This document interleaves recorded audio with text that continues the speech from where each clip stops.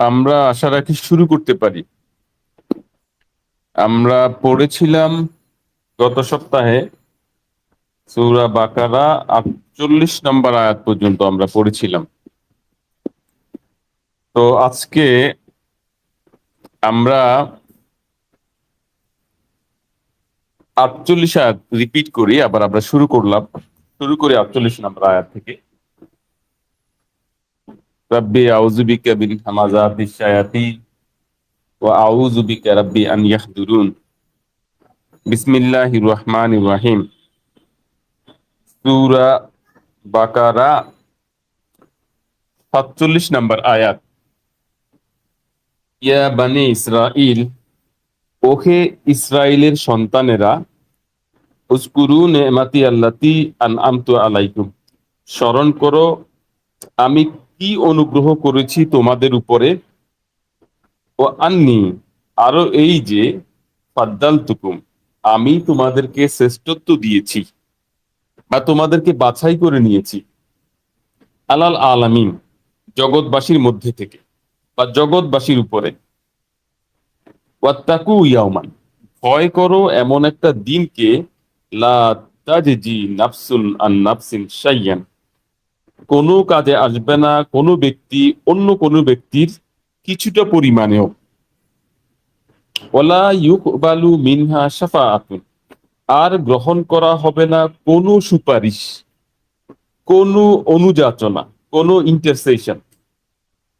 মিনহা শাফাআতুন, ওয়ালা ইউখাযু মিনহা আদলুন, আর নেয়া হবে না তার কাছ থেকে কোনো বিনিময়, কোনো ক্ষতিপূরণ, কোনো র্যানসম, কোনো কম্পেনসেশন। ওয়ালাহুম ইউনসারুন, আর কোথাও থেকে তারা কোনো ধরনের সাহায্য পাবে না। তো আমরা বলেছিলাম যে বনি ইসরায়েলের বিরুদ্ধে তাদের কৃতকর্ম মন্দ কর্মের যেই তালিকা সেটা আল্লাহ এখানে উপস্থাপন করছেন। তো এই আয়াত দিয়ে একশো আহ, এই আয়াত দিয়ে তাদের বিরুদ্ধে অভিযোগ নামাটা এর আগেই শুরু হয়েছে, এখানে একটা বন্ধনী পাওয়া গেল। এরপরে এটা শেষ হয় গিয়ে এই সূরার 122 নম্বর আয়াতে গিয়ে। তো এক টানা বনি ইসরায়েল কি কি অপকর্ম করেছিল সেগুলো এখানে লিপিবদ্ধ করা হয়েছিল। তো আমরা পড়ছি এখন বাকারার 49 নম্বর আয়াত। বাকারার 49 নম্বর আয়াত। ওয়াইজ নাজ্জাইনাকুম মিন আলে ফিরাউন, আর যখন আমরা উদ্ধার করেছিলাম তোমাদেরকে ফেরাউনের হাত থেকে, ফেরাউনের লোকদের হাত থেকে।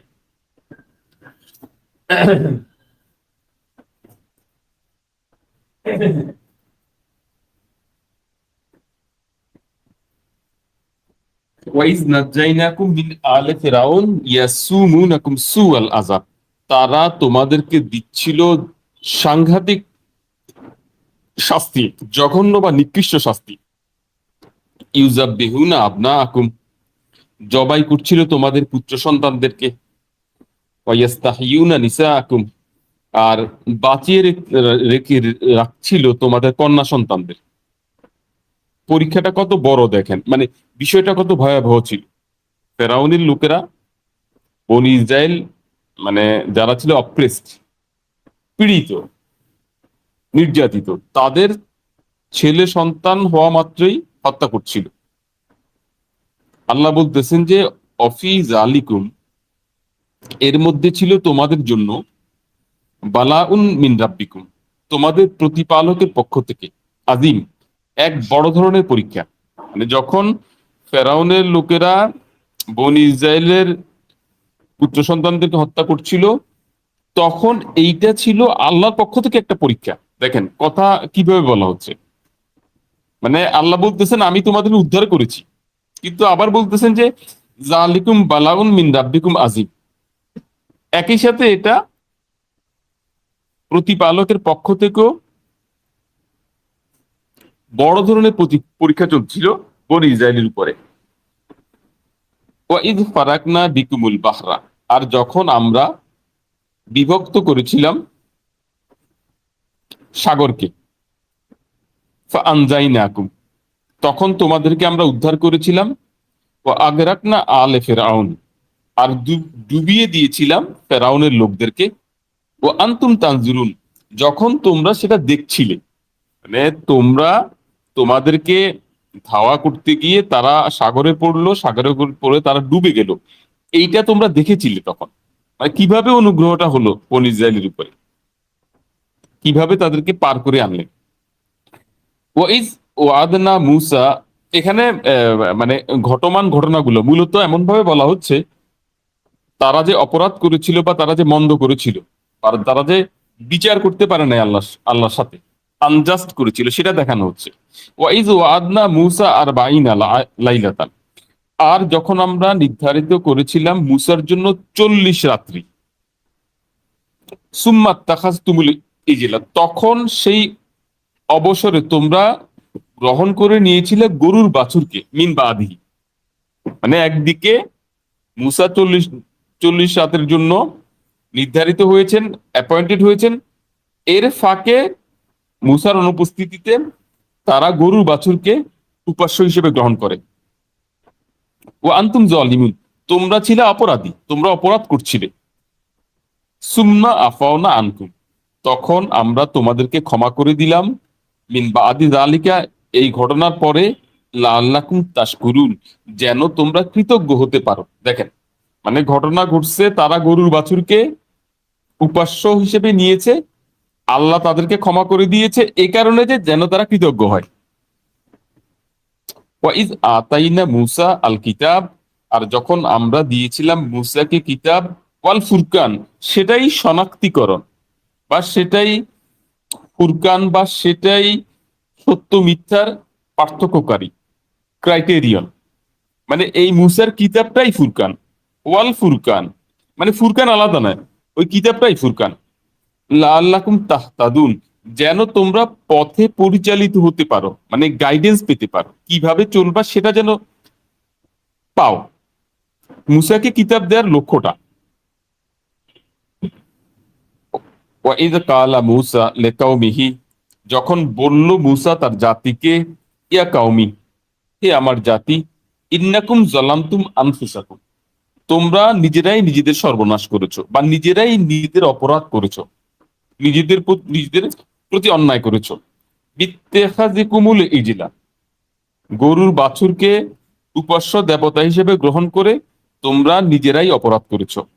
ফাতুবু ইলা বারি, অতএব অনুতপ্ত হয়ে তোমাদের সৃষ্টিকর্তার দিকে তোমরা ফিরো। এই যে অপরাধ করেছো, গরুর বাছুরকে উপাস্য হিসেবে হিসেবে গ্রহণ করেছো, এই অপরাধের ক্ষমার জন্য অনুতপ্ত হয়ে তোমরা তোমাদের স্রষ্টার প্রতি ফিরো। ফাকতুলু আনফুসাকুম, এবং নিজেদের যে ইচ্ছেগুলো আছে, ইচ্ছেগুলোকে হত্যা করো।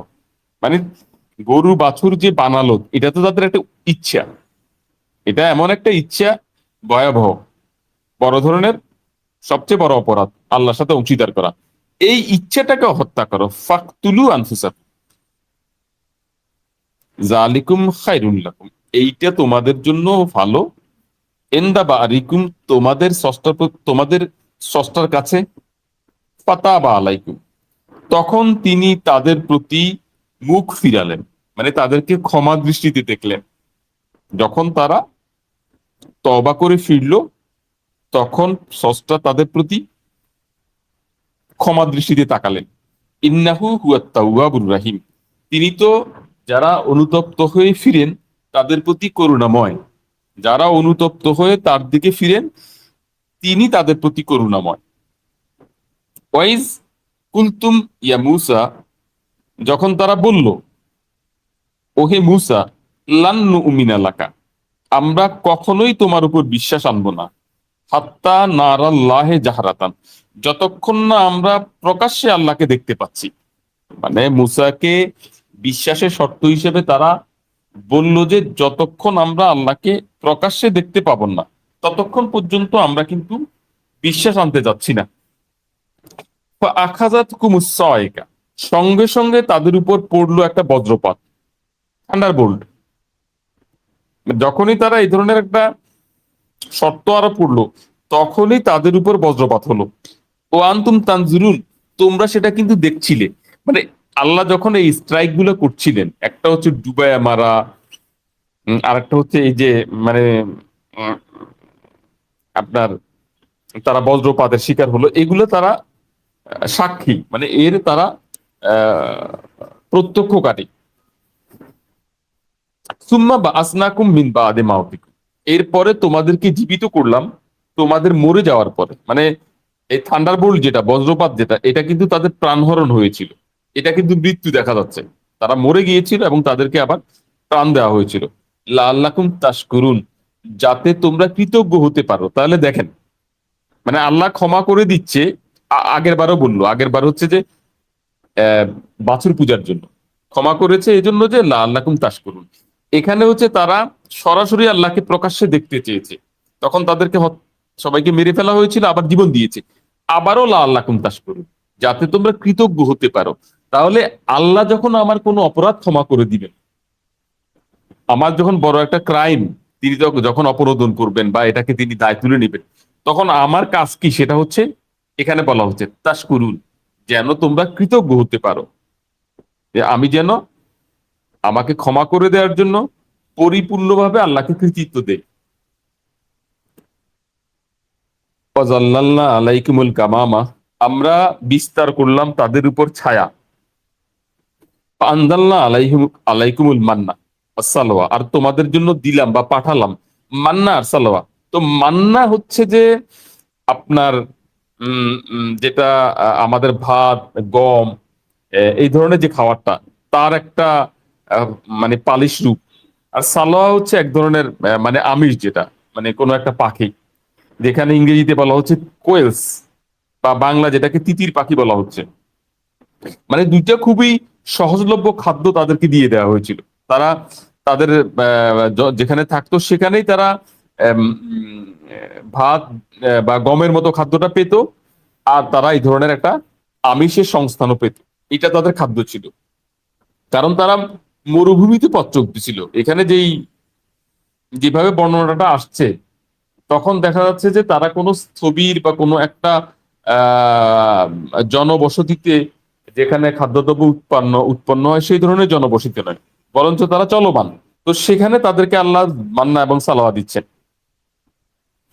কুলু মিন তয়্যিবাত, খাও উৎকৃষ্ট থেকে, মা রাযাকনাকুম, যা আমরা তোমাদেরকে জীবিকা দিয়েছি। অমা যালামুনা, আর আমরা তোমাদের উপর কোনো অন্যায় করিনি। ওয়ালাকিন কানু আনফুসাহুম ইয়াজলিমুন, কিন্তু তোমরা নিজেরাই নিজেদের সর্বনাশ করেছো, বা নিজেরাই নিজেদের বিরুদ্ধে অপরাধ করেছো বা ক্রাইম করেছো। ওয়াইজ কুলনা ইদখুলু হাযিহিল কারিয়া, তাদের অপকর্মগুলোকে এখানে মানে বিস্তারিত বলা হচ্ছে, পজিটিভ নেগেটিভ সবগুলাই। মানে তারা একটা অন্যায় করে, তারপরে তারা অনুতপ্ত হয়ে ফিরে, তাদেরকে আল্লাহ মাফ করেন, এমনও আছে। কিন্তু অপরাধগুলো মেজর। ওয়াইজ কুলনা ইদখুলু হাযিহিল কারিয়াতে, যখন আমরা বললাম প্রবেশ করে যাও এই জনপদে, ফাকুলু মিনহা, খাও সেখান থেকে, হাইসু শিইতুম, যেখান থেকে যা খুশি। মানে এই জনপদে প্রবেশ করো, আর যেখান থেকে যা খুশি খাও, রাগাতা, একেবারে স্বাচ্ছন্দ্যে। ওয়াদখুলুল বাবা সুজ্জাদাও, এবং প্রবেশ করো নগরের সিংহদুয়ার দিয়ে নত শিরে। মানে সেখানে গিয়ে তোমরা যেখান থেকে খুশি খাও, তবে নগরে তোমরা প্রবেশ করো নত শিরে। ওয়াকুলু, এবং বলো হিত্তাতুন, মাফ করে দি, ক্ষমা চাই। মানে এই যে চলমান, মানে এই যে ঢুকেই তারা সেখানে তাদের পর্যাপ্ত খাবার পাবে, তাদের জন্য সেখানে একটাই কথা ছিল, তোমরা বলবে হিত্তাতুন, যে ক্ষমা চাই বা পাপ মোচন হোক। নাগফির লাকুম, আমরা তোমাদের জন্য ক্ষমা করে দিব। খাতায়া আতিকুম, তোমাদের যে ত্রুটিগুলো বা তোমাদের যে অপরাধ বা মন্দ আছে, মন্দগুলোকে আমরা ক্ষমা করে দিব। ওয়াসানাজিদুল মুহসিনিন, আর যারা কর্তব্য কর্মটা যারা করবে, মানে আদেশ যারা সঠিকভাবে পালন করবে, তাদেরকে আরো বাড়িয়ে দেওয়া হবে। ফাবাদদালাল্লাযীনা যালামু, তখন বদলে ফেললো এই অপরাধীরা, কাওলান গায়রাল্লাযীনা কিলা লাহুম, অন্য কথায় যা তাদেরকে বলতে বলা হয়েছিল। মানে তাদেরকে তো বলতে বলা হয়েছিল হিত্তাতুন, ক্ষমা চাই, কিন্তু তাদের ক্ষেত্রে ঘটলো কি, তারা করলো কি, এই কথাটাকেই তারা বদলে নিল। মানে তারা তাদের বলতে বলার জন্য দেওয়া হয়েছিল যে তোমরা ক্ষমা তোমরা বলো যে আমরা ক্ষমা চাই, আমরা অনুতপ্ত, আমাদেরকে ক্ষমা করে দিন। কিন্তু ঠিক এই হিত্তাতুন শব্দটাকে তারা অন্য কোনো একটা কথায় বদলে নিল। ফাআনজালনা আলা আল্লাযিনা যালামু রিজসা, তখন আমরা অবতীর্ণ করলাম বা পাঠালাম এই অপরাধীদের উপর শাস্তি।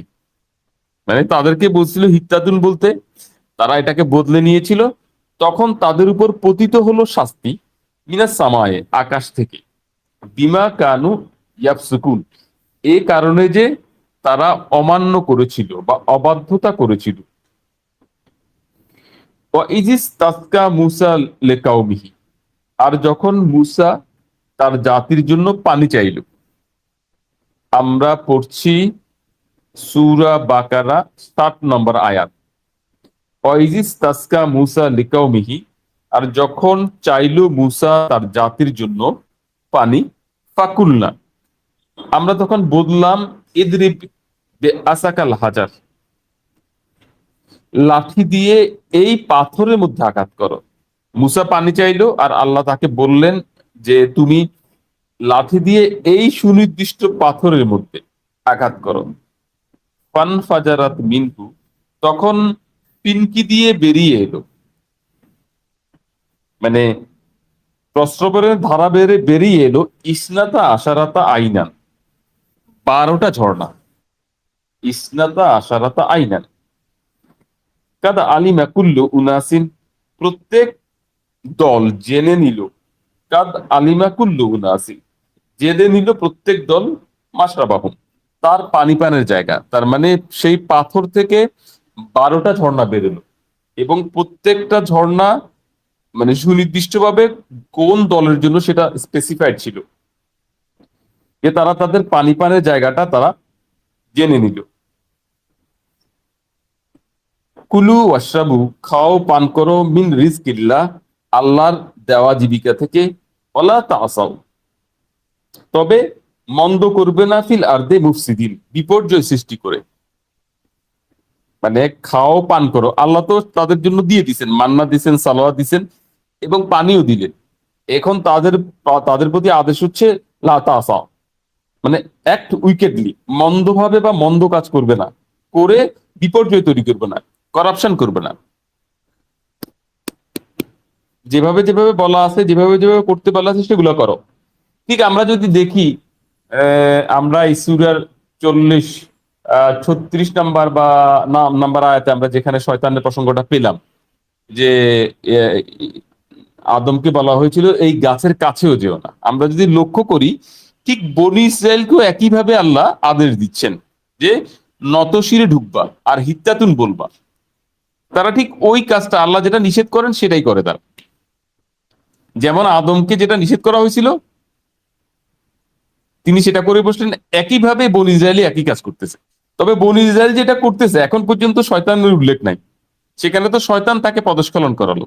তাহলে এইখানে যে তাদের বনি ইসরায়েলের পদস্খলন হচ্ছে, এটা কে করাচ্ছে? ওয়াশরাবু মিন রিজকিল্লাহ ওয়ালা তাআসাউ ফিল আরদি মুফসিদিন, ওয়াইজ কুলতুম ইয়া মূসা, যখন তোমরা বলেছিলে ওহে মূসা, লান নাজবির লান নাজবির আলা তুআমিন ওয়াহিদিন, আমরা আর ধৈর্য ধারণ করতে পারতেছি না একটা খাবারের উপরে। মানে মান্না সালোয়ার আর পানি যেটা পাচ্ছিল, এই খাবারের উপর তারা ধৈর্য ধারণ করতে পারতেছে না, মানে এই খাবারে তাদের আর পোষাচ্ছে না। ফাদউ লানা রাব্বাকা, এখন আমাদের জন্য তোমার প্রতিপালককে ডাকো, মানে তোমার প্রতিপালককে ডেকে বলো, ইউখরিজিলানা, আমাদের জন্য যেন উৎপাদন করে দেন, মিম্মা তুনবিতুল আরদ, মাটি থেকে উৎপন্ন হওয়া খাদ্য। মানে আমরা যেগুলো তো খাচ্ছি মান্নার সালোয়া, এই তো পুরোপুরি আসতেছে ডাইরেক্ট। এখন ওরা বলতেছে যে না, আমরা ধৈর্য ধারণ করতে পারতেছি না, আর ভালো লাগতেছে না, আমাদেরকে এমন খাবার দাও যেগুলো মাটি থেকে উৎপন্ন হয়, শাক মানে মাটি মানে গাছ, মানে অন্য আর একটা লেয়ারে যেটা উৎপাদন করে সেটা, তুনবিতুল ফিল আরদ, মানে যেটা মাটিতে মাটিতে উৎপন্ন হয়। মিন বাকাল ইহা, তার শাকসবজি, ও কিসা ইহা, তার শশা কাকুর, ও ফুম ইহা, তার গম বা রসুন, ও আদাস ইহা, তার মসুরের ডাল, ও বাসাল ইহা, আর তার পেঁয়াজ। দেখেন খাদ্যের ধরন দেখেন, মানে মানুষ যে খাদ্যগুলো এখন খায়, যেগুলা মাটি থেকে তৈরি হয়, শাক শাকসবজি, কুমড়া, গম, রসুন, আহ, ডাল, পেঁয়াজ, এগুলা তারা চাচ্ছে, মানে সুনির্দিষ্টভাবে উল্লেখ করছে। কালা, তখন আল্লাহ বললেন, আতাস্তাবদিলুনা, তোমরা কি বদলে নিবে আল্লাহ সেটাই, হুয়া আদনা, যেটা ক্ষীণতর, বা যেটা যেটার যেটা আসলে উন্নততর নয়, বেস্ট নয়, সেটাকে তোমরা বদলে নিবে বিল্লাযী হুয়া খায়রুন, যেটা ভালো ছিল সেটা দিয়ে। মানে যেটা ভালো ছিল সেটাকে তোমরা কি একটা হিরোতর খাদ্য দিয়ে বদলে নিবে? ইহবিতু মিশ্রণ, তাহলে নেমে যাও কোনো একটা শহরে। আপনি দেখেন ঠিক আদম যেভাবে নেমে পড়েছে, ঠিক সেই ইহবিতু শব্দও কিন্তু নেওয়া হয়েছে। মানে আল্লাহ এখানে তাদেরকে খাওয়াচ্ছিলেন, পানির সাপ্লাই এবং ফুড সাপ্লাই দুইটাই দুইটাই ছিল। তো যেমন আদমের জন্য ছিল বিনা পয়সাতে, এখানে এদের জন্য সেটা ছিল। তো এরা এটাকে তাদের ভালো লাগতেছিল না, তখন বললো ইহবিতু মিশ্রণ, তাহলে তোমরা কোনো একটা জনপদে বা যেখানে মানে নাগরিক জীবন আছে, খাদ্য উৎপাদন হয়, সে ধরনের একটা জনপদে চলে যাও। ফাইন্না লাকুম মা সাআলতুম, নিশ্চয়ই সেখানে তোমাদের জন্য থাকবে যেটা তোমরা চাচ্ছ। একটা শহরে চলে যাও, একটা শহরে চলে যাও বা একটা,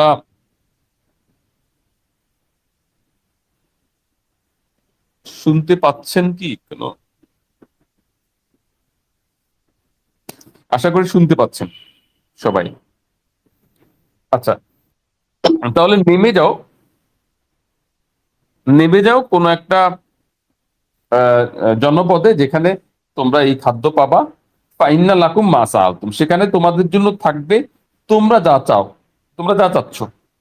তাহলে দেখেন কি ঘটে, মানে আল্লাহ যখন কোনো একদল মানুষকে কোনো একটা ভালো অবস্থার মধ্যে রাখে, সেখান থেকে তারা যখন ধৈর্য হারায় কি ঘটে? অদুরিবাত আলাইহিমুজ জিল্লাহ, তাদের উপর আশ্রে পড়লো লাঞ্ছনা, মানে অপমান, মানে যেটা হিউমিলিয়েশন, মানে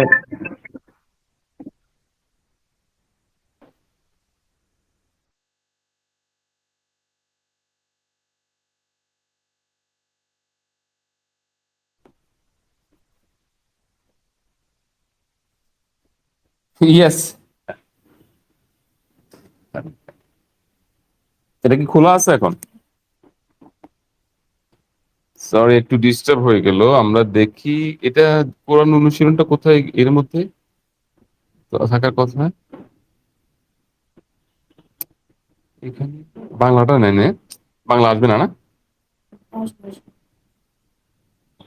ওরে পাওয়া গেছে, ঠিক আছে। দেখি ইয়ে করা যায় কিনা। ইয়েস।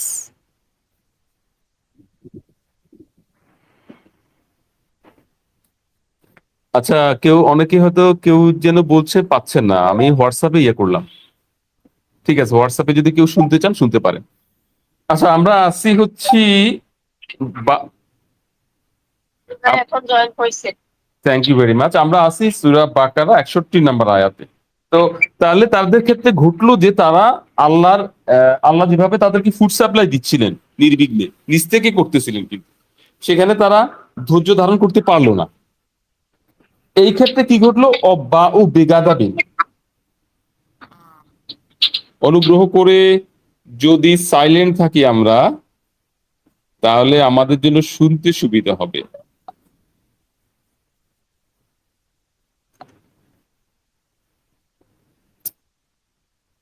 আচ্ছা, ফাইন্না লাকুম মা সাআলতুম অদুরিবাত আলাইহিমুজ জিল্লাহ, আছড়ে পড়লো তাদের উপর লাঞ্ছনা বা অবমাননা, অপমান, অমাসকানাতু, দারিদ্রতা, মানে মানসিক দারিদ্র, যেটা মানে হীনমন্যতা, যেটা বা ও বেগাদাবিন, তাদেরকে ঘিরে ধরলো রোষ বা ক্রোধ মিনাল্লাহ, আল্লাহর পক্ষ থেকে। দেখেন, তাহলে যখন একটা স্থিতি অবস্থা থাকে, মানে সাপ্লাই চেইন গুলো যখন যথেষ্ট থাকে, তখন আমরা কৃতজ্ঞতা আদায় করব না আমরা চাইবো আরো বেশি, মানে আমরা অধৈর্য হব। এইখানকার যে চিত্র, তাতে যদি আমরা অধৈর্য হই, তাহলে কিন্তু কি ঘটবে? অদুরিবাত আলাইহিমুজ জিল্লাতু ওয়াল মাসকানাতু বা ও বিগাদাবিন মিনাল্লাহ, মানে আসছে পূর্বে অপমান, লাঞ্ছনা, মানসিক দারিদ্রতা, এবং আল্লাহর ক্রোধ, আল্লাহর রোষ, দেখেন এই আয়াতটা কিভাবে শেষ হচ্ছে, জালিকা বিআন্নাহুম কানু ইয়াকফুরুনা বিআয়াতিল্লাহ, তাদের এই যে পরিণতি। দেখেন আমরা দেখতে পাচ্ছিলাম কিন্তু একটা সার্টেন পিরিয়ডের বনি ইসরায়েলের গল্প। বনি ইসরায়েল যে সাগর পাড়ি দিয়ে আসলো, তারা চলছিল, সেই ধরনের একটা যাত্রা দলে একদল একজন পথিক একদল লোক যাচ্ছিল, মানে তারা আম, আহ, ই এটাকে কি বলা যায়, আহ, বড় একটা দল। সেই দলের চলমান দলের সাথে আল্লাহর কন্টাক্ট হচ্ছে, আল্লাহ তাদেরকে খাওয়াচ্ছেন, আল্লাহ তাদেরকে পড়াচ্ছেন, তাদেরকে হেদায়েত দিচ্ছেন, এই ধরনের একটা লোক দল। কিন্তু এখানে আমরা পেলাম এই দলের লোকেরা, তাদেরকে যে খাদ্য দেওয়া হচ্ছিল সেই খাদ্যের উপরে তারা ধৈর্য ধারণ করতে পারলো না। তখন আল্লাহ তাদেরকে একটা শহরে নামতে বললেন। এখন আল্লাহ আয়াতের শেষে এসে যেভাবে কথা বলতেছেন, তাতে মনে হচ্ছে যেন একটা সামারি করতেছেন, মানে দীর্ঘ ইতিহাসের সামারি। ঠিক যেই লোকগুলোকে সামনে রেখে কথাগুলো বলা হচ্ছিল, এখানে মনে হচ্ছে যেন না, একটা পিরিয়ড, মানে দীর্ঘ পিরিয়ডের ব্যাপার আল্লাহ বলতেছেন। কি বলতেছেন? জালিকে বিয়ান্নাহুম কানু ইয়াকফুরুনা বিআয়াতি।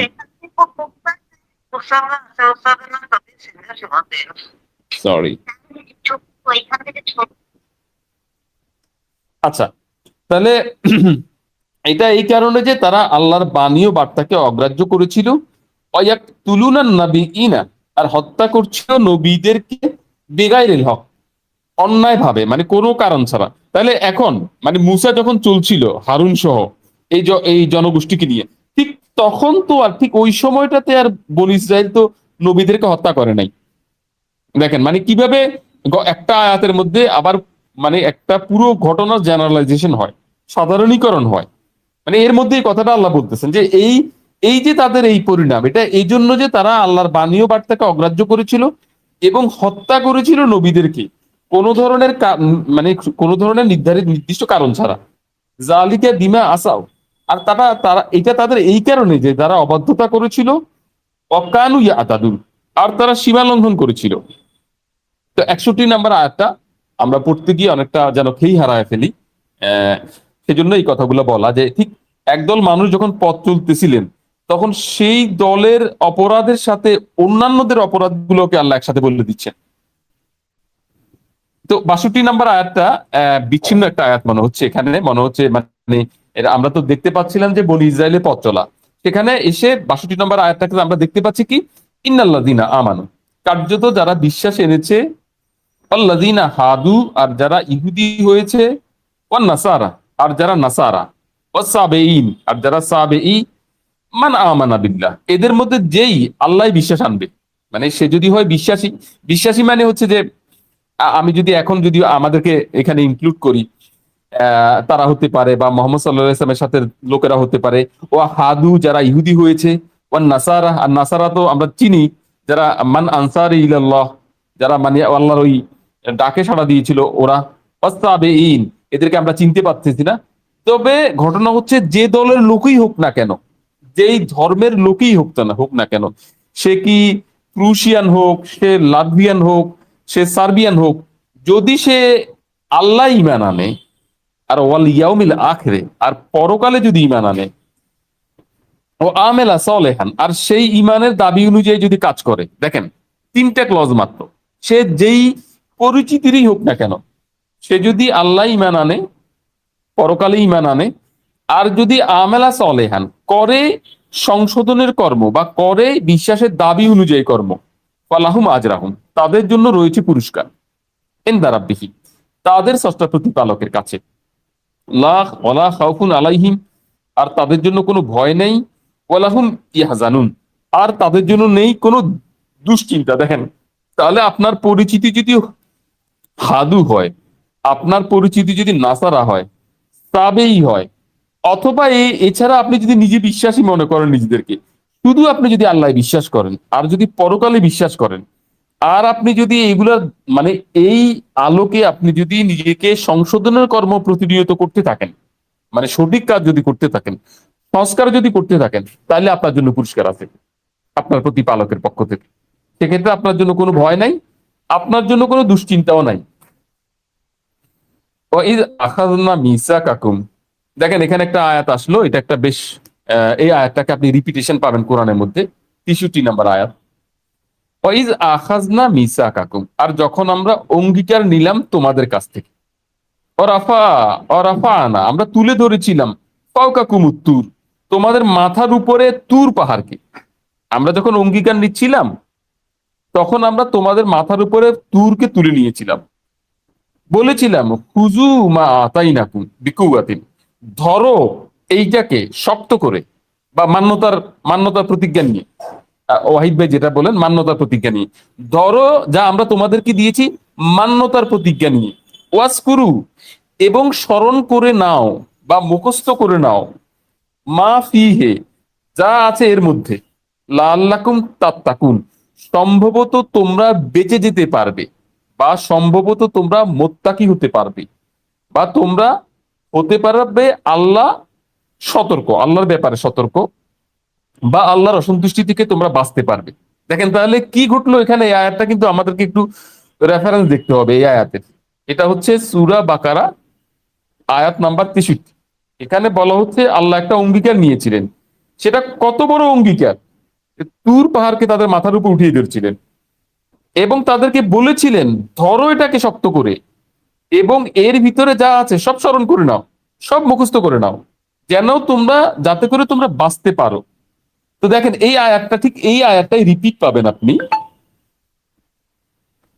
এই আয়াতটা রিপিটেশন পাবেন আপনি এই এই এই সূরারই আর একটু সামনে 93 নম্বর আয়াতে, এই বাকারা 93 নম্বর আয়াতে আপনি পাবেন এর রিপিটেশন। দেখেন সেখানে অন্যান্য বিষয়ের সাথে এটা বলা হচ্ছে যে ওয়াইজ আখাজনা এটা হচ্ছে বাকারা 93 নম্বর আয়াত, আমরা 63 নম্বর আয়াত থেকে জাম্প করলাম 93 নম্বর আয়াতে। দেখেন এখানে কিভাবে বলা হচ্ছে, ওয়াইজ আখাজনা মিসা কাকুম, আর যখন আমরা নিলাম তোমাদের কাছ থেকে অঙ্গীকার, অর আফানা ফাওকাকুম তুর, আমরা তুলে ধরলাম তোমাদের উপর তুর পাহাড়কে, খুজু মা আতাইনাকুম, ধরো যা আমরা তোমাদেরকে দিয়েছি, বিকুয়াতিন, সর্বশক্তি দিয়ে বা মান্যতার প্রতিজ্ঞা নিয়ে, ওয়াসমাউ, এই যে মানে মা আতাইনাকুম বিকুয়াতিন, ঠিক এই পর্যন্ত রিপিট হয়েছে 63 নম্বর আয়াত থেকে, ঠিক এই পর্যন্ত 63 নম্বর আয়াত থেকে রিপিট হয়েছে কি, ওয়াইজ আখাজনা মিসাকাকুম, যখন আমরা নিলাম তোমাদের কাছ থেকে অঙ্গীকার, ওয়া রাফাআনা ফাওকাকুমুত তুর, তুলে ধরলাম তোমাদের উপর তুর পাহাড়কে, খুজু, একে ধরো মা আতাইনাকুম বিকুয়াতিন, মানে সর্বশক্তি দিয়ে একে ধরো। তো এইখানে ওখানে ছিল কি, 63 নম্বর আয়াতে ছিল কি, সেখানে ছিল আপনার বলা হলো সেখানে কি, ওয়াসকুরু মাফিহে, এই শব্দটা সেখানে ছিল বাড়তি, মানে 93 নম্বর আয়াতের চেয়ে 63 নম্বর আয়াতে বাড়তি ছিল ওয়াসকুরু ফিহে, যা কিছু আছে মুখস্থ করে নাও। আর 93 নম্বর আয়াতে যুক্ত হচ্ছে কি, কি যুক্ত হচ্ছে, ওয়াসমাউ, শুনো, এই কথাটা 63 নম্বর আয়াতে নাই। মানে যা আমরা তোমাদেরকে এখন অঙ্গীকার নিচ্ছি, দিতে যাচ্ছি তুর পাহাড়কে মাথার উপর তুলে দিয়ে, সেইটা কি, সেটা হচ্ছে ওয়াসমাউ, তোমরা শুনো। কলু সামেয়ানা ও আসাইনা, তারা বললো আমরা শুনলাম কিন্তু আমরা মানলাম না। তাহলে দেখেন আল্লাহ যেটাকে তুর পাহাড় উপরে তুলে ধরে তাদেরকে মুখস্থ করতে বলতেছেন এবং মান্যতার প্রতিজ্ঞা করতে বলতেছেন এবং সেটাকে সর্বশক্তি নিয়োগ করে কাজ করতে বলতেছেন, তারা বললো আমরা শুনলাম আমরা কিন্তু মানলাম না। তো এই ঠিক এই আয়াতটা আপনি যদি চান, এটা 7 নম্বর সূরার 172 নম্বর আয়াতের যে অঙ্গীকার, সেটার সাথে আপনি হুবহু মিলে যাবে। ঠিক এই যে এটা হচ্ছে কোরআনের, এটা হচ্ছে আল্লাহর পাঠানো কিতাবের অঙ্গীকার, আসলে এই অঙ্গীকারটা আপনি ঠিক পেয়ে যাবেন কোথায়, 7 নম্বর সূরা 172 নম্বর আয়াতে। তো সেখানে যদি আমরা ঠিক তার আগে 2-3টা আয়াত পড়ি, একদম ক্লিয়ার হয়ে যাবে। দেখেন আমরা যাব 7 নম্বর সূরার 172-এর আগের কয়েকটা আয়াতে, সেখানে দেখা যাবে যে এই অঙ্গীকারটা কি, একজন ব্যক্তির, প্লিজ দেখো, এই দিক দিয়ে আগে দেখে ইয়ে করো, এদিক দিয়ে আগে দেখো, হ্যাঁ এদিক দিয়ে আগে দেখে ইনফরমেশনটা যে হ্যাঁ দিচ্ছি, বলো চট করে। নো, এটা কি? এই একটা বুয়া অনেক পুরানো। আম্মু ওর মধ্যে কে বাবা? না, তাই না?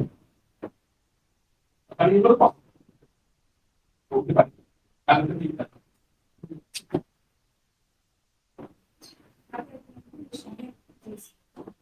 সরি, একটু ডিস্টার্ব হলো। আমরা দেখবো যে এই অঙ্গীকারটা কি আসলে। এই অঙ্গীকারটা যে আপনার আমাদেরকে যখন আদম বংশধরাকে যখন আদমের পিঠ থেকে বের করে অঙ্গীকারটা নেওয়া হচ্ছে, সেই অঙ্গীকার কার নবায়ন হচ্ছে, সেই অঙ্গীকারটা নবায়ন হচ্ছে কিতাব দিয়ে। মানে আমাদেরকে যখন পৃথিবীতে আল্লাহ পাঠাবেন মানে এই বস্তু জগতে, এই ফরম্যাটে, তো এই পাঠানোর আগে আমাদেরকে যে অঙ্গীকার নিয়েছিলেন আল্লাহ, সেই অঙ্গীকারটা আবার পৃথিবীতে এসে কিতাবের অঙ্গীকার হয়ে যায়। তো এই কিতাবের অঙ্গীকারটা আমরা পেলাম বাকারার 63 নম্বর আয়াতে, যেটা আমরা পেলাম আবার রিপিট বাকারার 93 নম্বর আয়াতে। আর এটাকে আমরা এখন মিলিয়ে দেখব সূরা আরাফের 172 নম্বর আয়াতে। এটাকে আমরা এখন মিলিয়ে দেখব সূরা আরাফের 172 নম্বর আয়াতে। তবে আমরা যদি এই 172 নম্বর আয়াতের আগের 2-3টা আয়াত দেখি, তাইলে আমরা কানেকশনটা করতে পারবো আশা রাখি। আমরা পড়বো এখন 172, তবে তার আগে আমরা আরো কয়েকটা আয়াত পড়ে নিব। দেখেন, আমরা 169 নম্বর আয়াত থেকে পড়বো। আমরা সূরা আরাফের 169 নম্বর আয়াত থেকে পড়বো। আমরা দেখতে চাইবো যে কিতাবের অঙ্গীকারটা কিভাবে যুক্ত হয়ে যায় আদম বংশধারার সাথে করা আল্লাহর অঙ্গীকারের সাথে। কিতাবের অঙ্গীকার কিভাবে যুক্ত হয়ে যায় আদম বংশের সাথে করা আল্লাহর অঙ্গীকারের সাথে। আমরা এখন পড়ছি সূরা আরাফের 169 নম্বর আয়াত। ফাখালাফা মিন বাদিহিম, পরে স্থলাভিষিক্ত হলো তাদের পরে, খালফুন, এমন উত্তরাধিকারীরা, ওয়ারিসু আল কিতাব, উত্তরাধিকারী হলো কিতাবের। মানে যেটা এই কোরআন থেকে আমরা বুঝতে পারতেছি, অঙ্গীকার বা আল্লাহর সাথে প্রতিশ্রুতির যে বন্ধন বা চুক্তির যে বন্ধন, সেইটা পৃথিবীতে আসলে কিতাব দ্বারা হয়। যেটা আল্লাহ আমাদেরকে এখানে পাঠানোর আগে আগে আমাদেরকে সামনে রেখে এই অঙ্গীকার নিয়েছিলেন। পৃথিবীতে এসে এটা কিতাবের মাধ্যমে অঙ্গীকারটা পুনরায় যুক্ত হচ্ছে।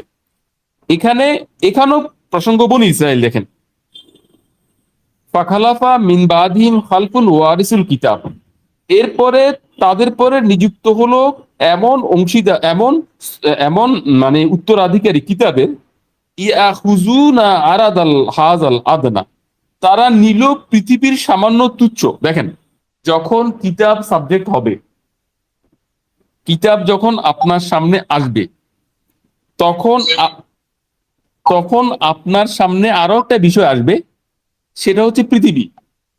আমরা এখানে পড়ে আসছি 161 নম্বর আয়াতে, যেটা বলেছে, আল্লাহ বললেন যে তোমরা কি এই উত্তম জিনিসটার বদলে পৃথিবীর তুচ্ছ জিনিসগুলোকে নিবে। তো এটা হচ্ছে মানে একটা রূপক উদাহরণ দিলাম, যদিও এটা অনেকটা এখানে লেগে যাচ্ছে। যে এখানে আসছে কি, একদিকে হচ্ছে কিতাবের উত্তরাধিকার, আর অন্যদিকে হচ্ছে আরাদাল হাজাল আদনা, মানে পৃথিবীর সামান্য কিছু পাওয়া। মানে এই লোকেরা বনি ইসরায়েলের কিতাবের উত্তরাধিকার হয়েছিল, কিন্তু তাদের সামনে যখন পৃথিবীর সামান্য সুযোগ আসলো, ইয়াকুলুনা, তারা তখন বলল, সাইয়ুব ফারুলানা, আল্লাহ আমাদেরকে ক্ষমা করে দিবেন। অর্থাৎ পৃথিবী যে কিতাবের বিনিময়ে আমি সামান্য কিনলাম, আমার সুযোগ সুবিধা নিয়ে নিলাম, এর বিপরীতে তারা বলতে চায় যে আমি যদি কিছু একটা কিতাবের বিনিময়ে পেয়ে থাকি, তাহলে আল্লাহ আমাকে ক্ষমা করে দিবেন।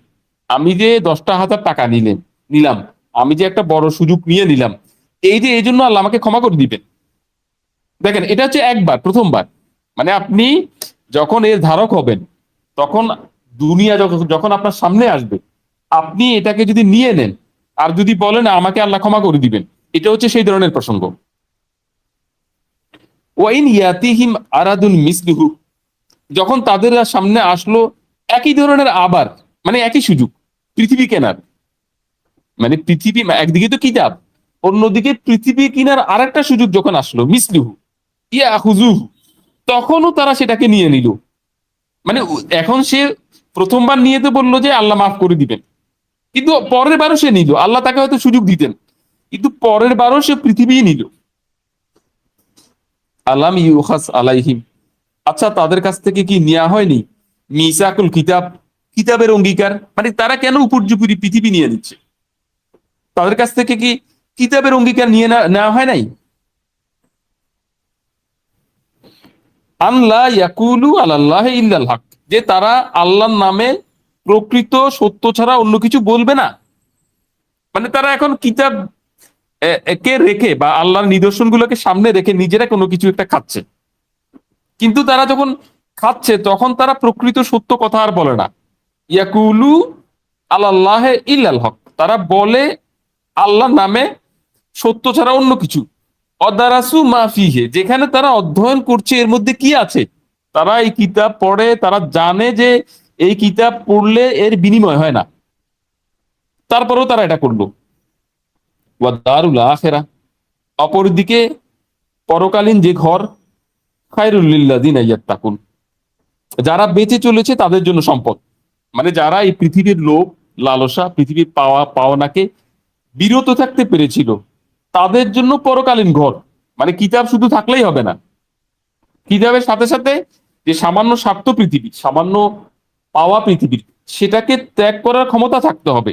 তাহলে তাদের জন্য দারুল আখেরা, পরকালীন ঘর, খায়রুল লিল্লাযিনা ইয়াত্তাকুন, সেটা সম্পদ হবে তাদের জন্য যারা বেঁচে চলেছে, যারা পৃথিবীকে ভোগ করে ফেলে নাই।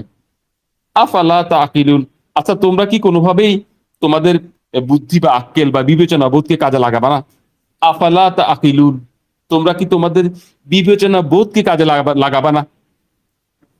Will you not use your reason, মানে তোমার যে রিজনিং পাওয়ার, এটাকে কি তুমি ব্যবহার করবে না? মানে যা পাবা তাই খেয়ে ফেলবা? দেখেন আমি কেন বাকারার 63, বাকারার 93 আয়াতের সাথে ঠিক এই এই জায়গাটা পড়ছি। দেখেন আমি এখন পড়বো সূরা আরাফ 170 নম্বর আয়াত। সূরা আরাফ 170 নম্বর আয়াত। বরাবরই পৃথিবীর বিপরীতে হচ্ছে কোরআন, বা পৃথিবীর বিপরীতে হচ্ছে কিতাব। ওয়াল্লাযীনা ইউমাসসিকুনা বিল কিতাব, দেখেন একদল যারা উত্তরাধিকারী হয়েছিল পৃথিবীর, তারা তারা উত্তরাধিকারী হয়েছিল কিতাবের, তারা কিতাবকে পাশে রেখে মানে কম্প্রোমাইজ করে নিয়েছিল, মানে পৃথিবী খেয়ে ফেলছিল। এরা হচ্ছে একদল। অপর দল দেখেন অল্লাযীনা ইউমাসসিকুনা বিল কিতাব, আর অপর পক্ষে যারা আঁকড়ে ধরে কিতাবকে, হোল্ড ফাস্ট, যারা আঁকড়ে ধরে কিতাবকে। অল্লাযীনা ইউমাসসিকুনা বিল কিতাব, অপর দিকে যারা আঁকড়ে ধরে কিতাবকে, ও আকামুস সালাত, আর প্রতিষ্ঠিত করে ওহির অনুশীলনকে, মানে এই কিতাবকেই তারা দাঁড় করায়। আকামুস সালাত বলতে ওই কথাগুলোকেই তারা আসলে কাজে, ওই কথাগুলোকে তারা আসলে কাজে পরিণত করে। মানে কিতাব যেটা সেটাই আকামুস সালাত, মানে কিতাবের মানে পুস্তকে যে কথাগুলো থাকে সেগুলোর অনুশীলন বা সেগুলোর প্র্যাকটিসটাই হচ্ছে আকামুস সালাত। ইন্না লা নুদিউ, নিশ্চয়ই আমরা ব্যর্থ হতে দেই না, আজরাল মুসলিহিন, যারা সংশোধন করে নিয়েছে বা সৎকর্মশীলদেরকে, সৎকর্মশীলদের প্রতিফলকে বা সৎকর্মশীলদের পুরস্কারকে আমরা ব্যর্থ হতে দেই না। ইন্না লা নুদিউ আজরাল মুসলিহিন, আমরা ব্যর্থ হতে দেই না যারা সৎকর্ম করেছে। তাহলে আমরা এখানে দেখলাম যে কিতাব সাবজেক্ট, কিতাবের উত্তরাধিকার যারা হয় তারা যখন কম্প্রোমাইজ করে ফেলে তারা ব্যর্থ হয়ে যায়। আর যারা মানে শক্ত করে কিতাবকে ধরে, মানে বিকুয়াতিন, যেটা আমরা পেয়েছি 93 নম্বর আয়াতে, বেকুয়াতিন মান্যতার নিয়তে বা সর্বশক্তি দিয়ে কিতাবকে ধরো, যারা এই কিতাবকে সর্বশক্তি দিয়ে ধরে এবং এর ভিতরে যা আছে সেটাকে বাস্তবায়ন করে, তাদের যে কর্মফল সেটাকে আল্লাহ কখনো ব্যর্থ হতে দেন না। এখন দেখেন আমরা যে অঙ্গীকারটা পাই 172 নম্বর আয়াতে, তার আগের আয়াতটা দেখেন 171 নম্বর আয়াত, সূরা আরাফের 171 নম্বর আয়াত দেখেন। কেন আমরা এখানে এই জায়গাটা 93 নম্বর আয়াতের বিপরীতে কেন আমরা এই জায়গাটাকে যুক্ত করলাম? দেখেন আমরা এখন পড়ছি 171 নম্বর আয়াত। ওয়াইজ নাতাকনাল জাবাল, জাবাল, আর আমরা তুলে ধরেছিলাম পার্বতকে। দেখেন এখানে কিন্তু তুর নেই, ওই 93-তে এবং 63 নম্বর আয়াতে তুর বলা হয়েছিল, এখানে কিন্তু তুর নাই, কিন্তু ঘটনা একই, বনি ইসরায়েলের ক্ষেত্রে ঘটছিল যেটা। মানে আমাদেরকে এটাকে পৃথিবীর কিতাব নেওয়ার ক্ষেত্রে আল্লাহ যে অঙ্গীকার নিয়েছেন পৃথিবীতে, সেটাকে আমরা এটা ধরতে পারি। 172 মানে এই আয়াতের পরেই আমরা যে অঙ্গীকারটা পাই, এই অঙ্গীকারটাকে আমরা স্মরণ করতে পারি না। এটা হয়েছিল আমাদের পৃথিবীতে জন্মগ্রহণ করার আগে, আর এই অঙ্গীকারটাকে আমরা এখন ধরতে পাচ্ছি, এটা বনি ইসরায়েলের উপর নিয়েছিলেন আল্লাহ একই কিতাবে। কি ওয়াইজ নাতাকনাল জাবাল, যখন আমরা তুলে ধরেছিলাম পাহাড়কে, ফাওকাহুম তাদের উপরে, কান্নাহুম, কান্নাহু যেন সেটা জুল্লাতু, সামিয়ানা বা মানে একেবারে মানে একটা বড় একটা অস্তিত্ব, আন্নাহু এই যে ওয়াকে ইনবিহি, যে সেটা তাদের উপর এখন পড়ছে। তাহলে বনি ইসরায়েল, এখানে কিন্তু প্রসঙ্গ বনি ইসরায়েল, বনি ইসরায়েলকে যেই মানে তুর পাহাড় উঠিয়ে দিয়ে যেই কিতাবের অঙ্গীকার নিচ্ছেন, এখানে সেটাকে একটু ভিন্ন ফরম্যাটে পাওয়া গেল, যে যখন আমরা পাহাড়কে তোমাদের উপর তুলে দিয়েছিলাম, তাদের উপর তুলে নিয়েছিলাম একদম সামিয়ানার মতো, যেন তাদের উপর পড়তেছে। খুজু মা আতাইনাকুম বিকুওয়াতিন, দেখেন এবার এখানে কিতাব শব্দটা নাই শুধু, কিন্তু ঠিক আগের সেই ফরম্যাটটা পুরোপুরি আছে। খুজু মা আতাইনাকুম বিকুওয়াতিন, ধরো যা তোমাদেরকে দিয়েছি, বিকুওয়াতিন মান্যতার প্রতিজ্ঞা নিয়ে অথবা সর্বশক্তি দিয়ে, একই জিনিস কিন্তু। তাহলে কিতাবকেই আসলে ধরতে বলা হচ্ছে। ওয়াজকুরু এবং স্মরণ করে নাও বা মুখস্থ করে নাও, যেটা আমরা 93 নম্বর আয়াতে পেয়েছি। ওয়াজকুরু মাফিহি, স্মরণ করে নাও যা আছে এর মধ্যে, বা মুখস্থ করে নাও যা আছে এর মধ্যে। লাআল্লাকুম তাত্তাকুন, সম্ভবত তোমরা বেঁচে যাবে বা বেঁচে চলতে পারবে, বা তোমরা আল্লাহর ব্যাপারে সতর্ক হতে পারবে। তাহলে আমরা দেখতে পেলাম যে বনি ইসরায়েলকে আল্লাহ যেখানে চার্জ করতেছেন 63 নম্বর আয়াতে, আল্লাহ বলেছিলেন যে এই কিতাবটাকে শক্ত করে ধরো এবং এর মধ্যে যা কিছু আছে তা মুখস্থ করে নাও।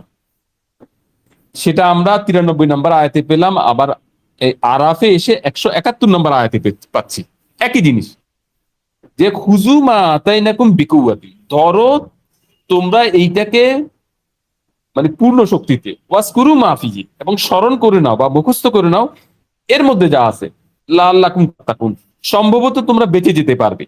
তাহলে আমরা বুঝতে পারলাম যে এটা হচ্ছে যে 172 নম্বর আয়াত, আমরা এই আয়াতটা এখন পড়বো না, কিন্তু আমরা বুঝতে পারলাম যে এখানে যেভাবে যুক্ত হলো, এখানে এটা পৃথিবীতে আল্লাহ এসে আবার যে আল্লাহ যুক্ত হলেন অঙ্গীকারের মাধ্যমে, সেইটাকে আল্লাহ এস্টাবলিশ করলেন। আর এটা ঘটলো মূলত বনি ইসরায়েলের উপরে, যেন আমরা এটাকে এখন কানেক্ট করি। এটা আমাদের উপর হওয়ার এখন আর দরকার নাই, এটা বনি ইসরায়েলের উপর হয়ে আমাদের উপর এটা মানে এভিডেন্ট তৈরি হয়েছে, এটা আমাদেরকে ধরতে হবে এখন, যেহেতু আল্লাহ ইতিহাসটা টেনেছেন। তো আমরা এখানে দেখতে পেলাম যে 172 নম্বর আয়াতে আল্লাহ যে আমাদের কাছ থেকে অঙ্গীকার নিয়েছেন, ঠিক একই অঙ্গীকার আল্লাহ কিতাবের অঙ্গীকার নিচ্ছেন আমাদেরকে পৃথিবীতে। সেটা বনি ইসরায়েলের মাধ্যমে আমাদের এই যুগে, মানে ইব্রাহিম, মানে কি বলে এটাকে, পোস্ট ইব্রাহিমিক যুগ, ইব্রাহিমের পরবর্তী যুগের যে ঘটনা এখন চলছে, এই ঘটনা মানে এই মানবতার জন্য আল্লাহ যে অঙ্গীকার নিয়েছেন সেটা বনি ইসরায়েলের উপর এসেছিল, এটা কিতাবের অঙ্গীকার, এবং এইটাকে আল্লাহ শক্ত করে ধরতে বলতেছেন, এবং এর মধ্যে যা আছে সেটাকে মুখস্থ করতে বলতেছেন, এবং সেই অনুযায়ী চলতে বলতেছেন আল্লাহ। তো আমরা এখন ফিরে যাব বাকারার 94 নম্বর আয়াতে। আমরা এখানে কিতাবের অঙ্গীকারটা বোঝার চেষ্টা করছিলাম, আশা করি আমরা কিছুটা যদি আন্দাজ করতে পারি। আমরা সরি আমরা রিপিট হচ্ছে ভাই, কথা রিপিট হচ্ছে বারবার। আচ্ছা, মানে এটা কি টেকনিক্যাল ফল্ট, না আমি নিজে রিপিট করছি কোনটা? না, টেকনিক্যাল।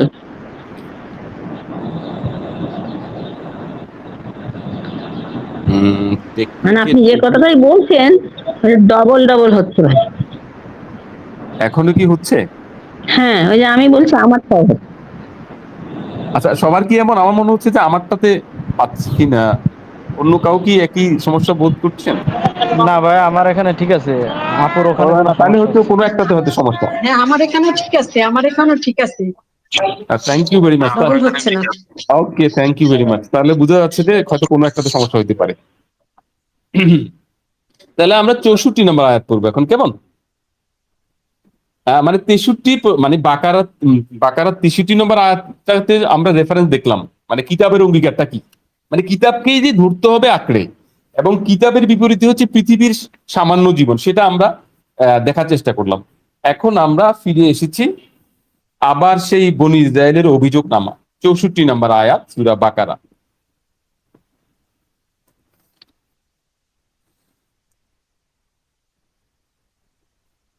সুম্মা তাওয়াল্লাইতুম, মানে এইটা সুম্মা তাওয়াল্লাইতুম মিন বাদে যালিকা, এরপরে তোমরা ফিরে গেলে। তারপরে মানে এরপরের ঘটনা হচ্ছে যে তোমরা তারপরে ফিরে গেলে, অর্থাৎ তোমাদেরকে কিতাবের অঙ্গীকার নেওয়া হয়েছিল, কিন্তু তোমরা তা থেকে ফিরে গেলে, মানে কিতাবের অঙ্গীকারটাকে তোমরা গ্রহণ করনি। ফালাউলা ফাদলুল্লাহ আলাইকুম, অতএব যদি অনুগ্রহ না থাকতো তোমাদের উপর আল্লাহর পক্ষ থেকে, ও রাহমাতুহু, আর যদি না থাকতো তার করুণা, লাকুনতুম মিনাল খাসিরিন, তাহলে তোমরা কিন্তু গড়ে ক্ষতিগ্রস্ত হয়ে যেতে। মানে তোমরা, মানে কিতাবের অঙ্গীকার আমরা নিয়েছিলাম, কিতাবকে তোমরা ধরার কথা, কিন্তু তোমরা সেটাকে ধরো নাই। এরপরও আল্লাহ তোমাদেরকে ধ্বংস করে দেন নাই, এটা আল্লাহ বলতেছেন, যে আল্লাহ এরপরও তোমাদের উপর করুণা করেছেন। বনি ইসরায়েলকে বলতেছেন, ওয়ালাকাদ আলিমতুম আল্লাযিনা ইতাদাউ মিনকুম ফিস সাবতে, তোমরা তো এর মধ্যে জানো যে যে যারা তোমাদের মধ্যে থেকে মানে সীমা লঙ্ঘন করেছিল সাপ্তের ব্যাপারে, সপ্তম দিনের ব্যাপারে। তোমরা এটাও জানো যে সীমা লঙ্ঘন করেছিল যারা সাপ্তের ব্যাপারে। ফাকুলনা, আমরা তখন বলেছিলাম লাহুম তাদেরকে, কুনু কিরাদাতান খাসিন, হয়ে যাও ঘৃণিত বানর। তো এইটাকে আসলে ঘৃণিত বানর, এটাকে মোটা বুদ্ধির বানর বলতেছেন, খাসিন। মানে যে আসলে তার বুদ্ধিটা বিকৃত হয়ে গেছে, সে আসলে সঠিকতায় আর আসতে পারে না, এই ধরনেরই বানরদের মধ্যেও তার এই অধপতন হয়েছিল। সাপ্তের ব্যাপারে যে যারা আসলে সীমা লঙ্ঘন করেছিল, সাপ্ত হচ্ছে যে আল্লাহ একটা আদেশ দিয়েছিলেন যে সপ্তম দিনে দিনে তোমরা মাছটা ধরো না, এটা একটা আদেশ দিয়েছিলেন আল্লাহ। তো যারা এটাকে সীমা লঙ্ঘন করেছিল তাদের ব্যাপারে বলতেছেন যে তাদেরকে আল্লাহ কোনো কেরাদাতান খাসিন, মানে এক এক ধরনের বানর তাদেরকে বানিয়ে দিয়েছিলেন। ফাজাআলনাহা নাকালান, অতঃপর আমরা সেটাকে বানিয়েছিলাম মানে শিক্ষা, লেসন। মানে এই যে আল্লাহ বানর বানিয়ে দিলেন, এটা কিন্তু লেসন, যে তোমরা মানে তোমরা সাবধান হও, কিন্তু যখন তুমি আদেশ মানবা না, এই যে তোমার সামনে কিন্তু কিরাদাতান খাসিন আছে, বানর হয়ে যাবা কিন্তু। লিমা বাইনা ইয়াদাইহি, যারা ছিল সামনে, আমা খালফাহা, আর যারা ছিল এদের পিছনে। মানে এই যে একদলকে বানর বানিয়ে দেওয়া, এটা আসলে একটা লেসন, বা এটা একটা ডেটারেন্ট পানিশমেন্ট, একটা দৃষ্টান্তমূলক শাস্তি। এই দৃষ্টান্তমূলক শাস্তি সামনের লোকদের জন্য এবং পেছনের লোকদের জন্য, যে আমরা যারা পেছনে এসেছি তাদের জন্য। ও মাও এই জাতন, আর এইটা হচ্ছে উপদেশ, অ্যাডমনিশন, যেটা মানে একটা হালকা ধমক। মানে ঠিক তোমাদেরকে বানর বানিয়ে দেওয়া হবে, এইটা কিন্তু একটা ধমক, কিন্তু অ্যাডমনিশন যেটা লিল মুত্তাকিন, যারা আল্লাহর অসন্তুষ্টি থেকে বাঁচতে চায়। তাহলে আসলে কিতাব কি? কিতাব হলো কিছুটা কমান্ডমেন্ট, কিছু কমান্ড, কিছু আদেশ। তো সেটা যখন মানবে না, তাদের উদাহরণ হচ্ছে সাপ্তের উদাহরণ, যাদেরকে আল্লাহ কুনু কেরাদাতান খাসিন, এক ধরনের বানর বানিয়ে দিয়েছিলেন। আর এইটা তার সামনের লোক, মানে সেই সময়কার লোকদের জন্য, আর পেছনের লোকদের জন্য একটা উপদেশ বা একটা হুমকি। ওয়াইজ কালা মুসা, এখন একটা চ্যাপ্টার শুরু হচ্ছে মুসার, মানে বনি ইসরায়েলের লোকেরা কিভাবে আল্লাহর আদেশ পালনের ব্যাপারে, মানে কিভাবে, মানে তারা মানে ঝামেলা তৈরি করতো, আর্গুমেন্ট দিত। মানে আল্লাহ একটা আদেশ দিলে সেটা তারা সরাসরি মানবে বাধ্যতা দেখাতো না,